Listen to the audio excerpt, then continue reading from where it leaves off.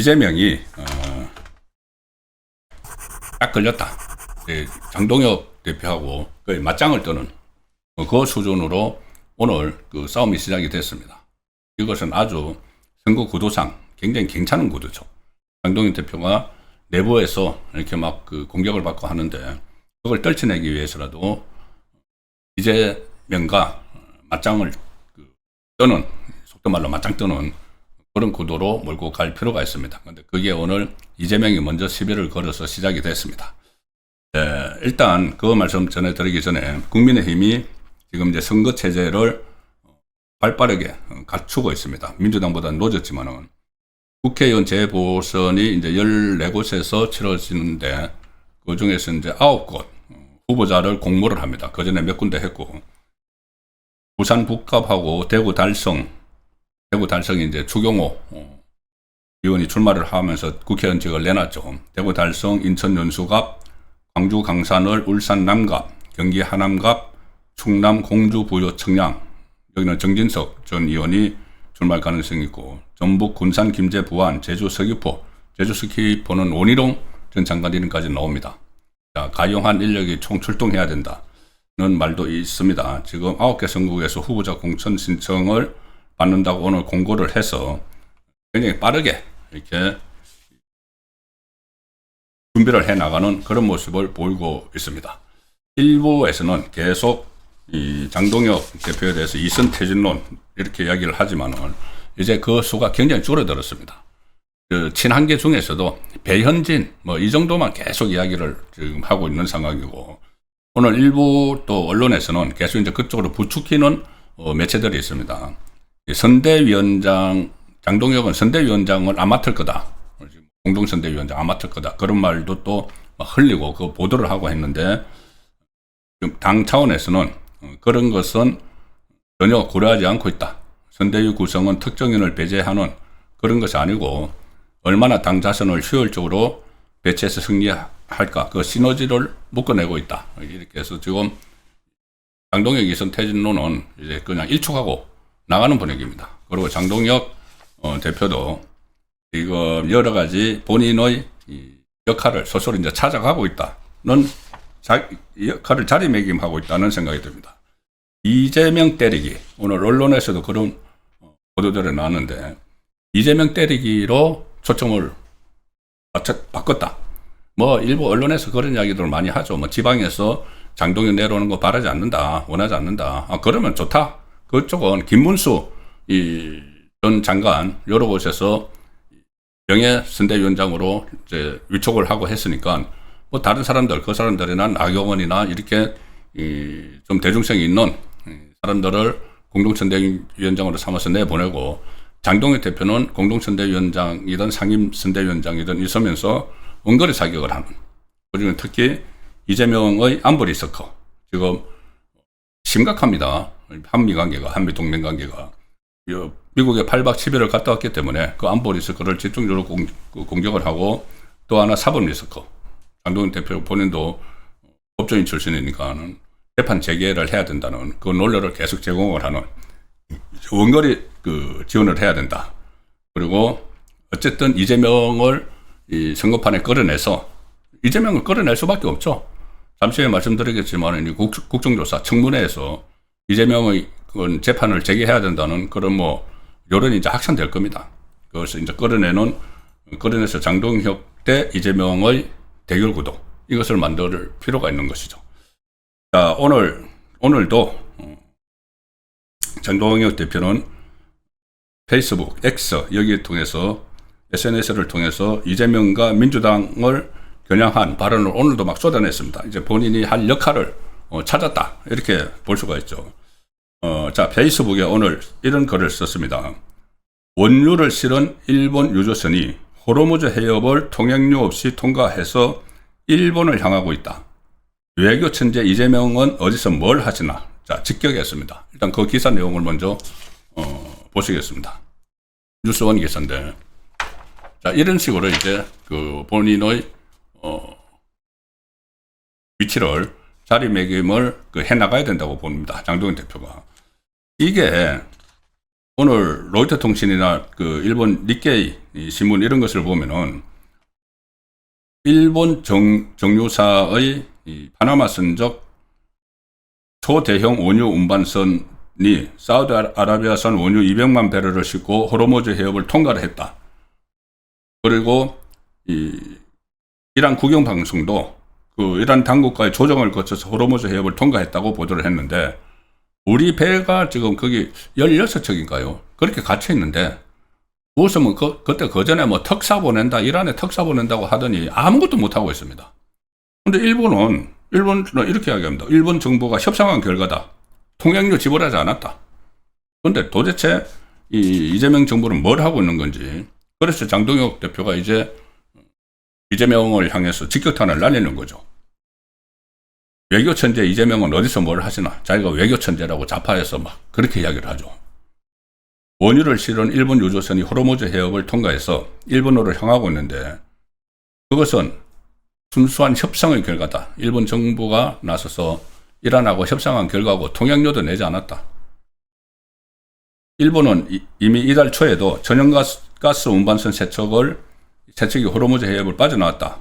그런데 이스라엘을 때리면 대이란 협상력이 높아진다고 민주당 의원들이 말했는데 부끄럽지 않은가? 무슨 대이란 협상력이 높아졌느냐? 이재명이 이스라엘을 때렸죠.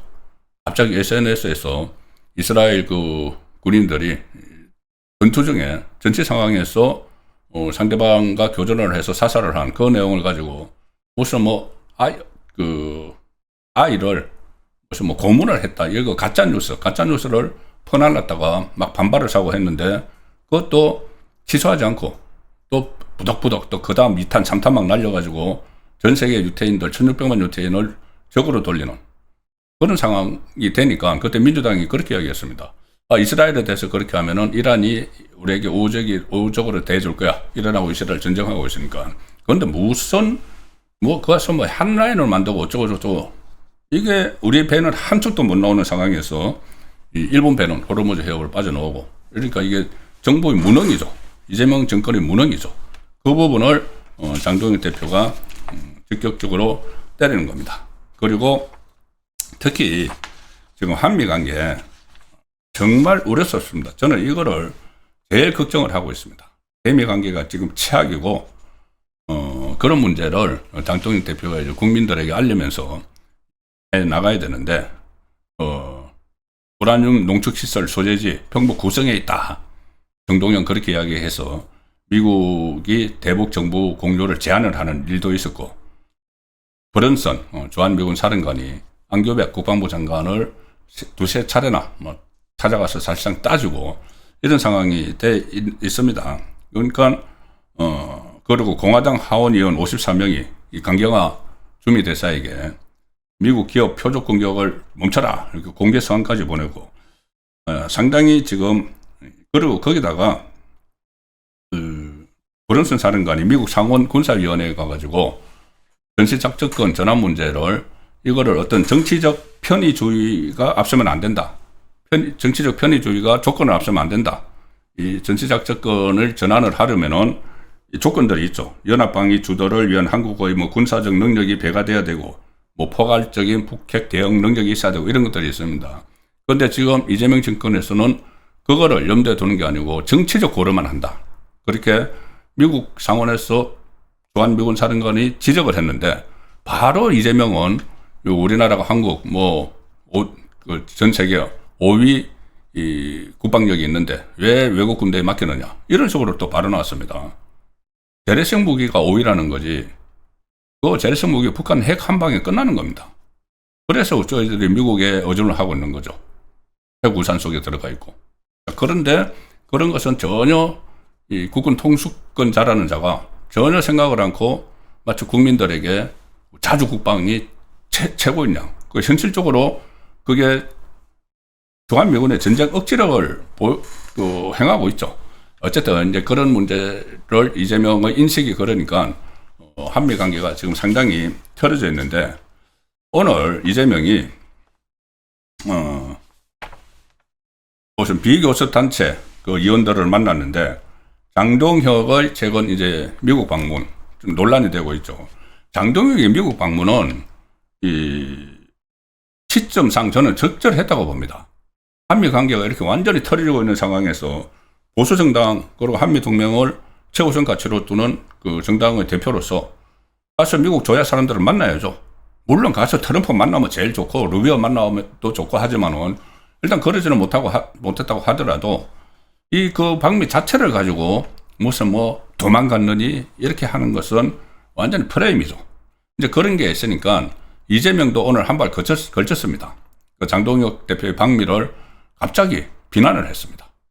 마치 이런 식으로 뭐라고 했냐면은 이 비교섭단체 위원들을 이재명이 만나가지고 다른 나라도 국내 문제에 대해서는 의견이 달라 다투더라도 외교 안보 분야에 대해서는 자해적 행위를 하는 경우는 찾기 쉽지 않은데 우리 안에 그런 요소들이 남아있는 것 같아. 나름 이제 장동혁 대표를 공격을 하는 거죠.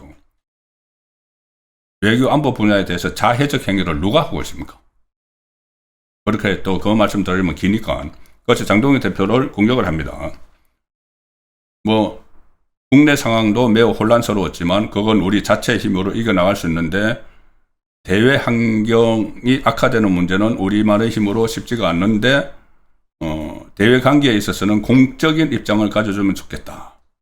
자, 공적인 입장. 그 정당 대표가 보수정당, 정통 보수정당의 대표가 한미 관계가 우리 국민들의 생명과 안전을 지키는데 굉장히 중요한데 그 부분이 흔들리는 데 대해서 가서 거기에 대해서 입장을 서로 교환하고 하는 것이 공적인 입장이죠.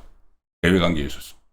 자, 어쨌든 이런 식으로 하니까 장동혁 대표가 맞받았습니다. SNS를 통해서 반미, 친중 중단하라고 요구하는 것은 자해 행위가 아니라 국익 수호다. 가짜 뉴스로 이스라엘 홀로코스트 자극하고 한미 동맹 흔드는 것이야말로 외교적 자해 행위다. 자, 이렇게 강하게 받아쳤습니다. 그래서 지금 이런 모습들이 장동혁 대표가 이번 선거를 앞두고 본인의 역할을 찾아가는 그런 과정이라고 저는 아주 긍정적으로 평가합니다. 어쨌든 현장에 나가서 하는 거기에 대해서 좀 부담을 느끼는 쪽도 있기는 있죠. 그리고 전체 이제 전국 선거니까 전국 현장을 찾아다니는 것보다는 사령탑으로서 앉아서 그 굵직굵직한 메시지를 쏴주는 그런 활동을 지금 시작을 했다. 제가 처음에 말씀드렸다시피 보수 우파가 총결집을 하고 보수의 심장인 대구에서부터 지금 분위기가 바뀌고 있고 이런 상황에서 장동혁 대표도 본인의 원래 모습을 찾아가고 있는 이 상황은 굉장히 긍정적인 신호다고 저는 평가를 합니다.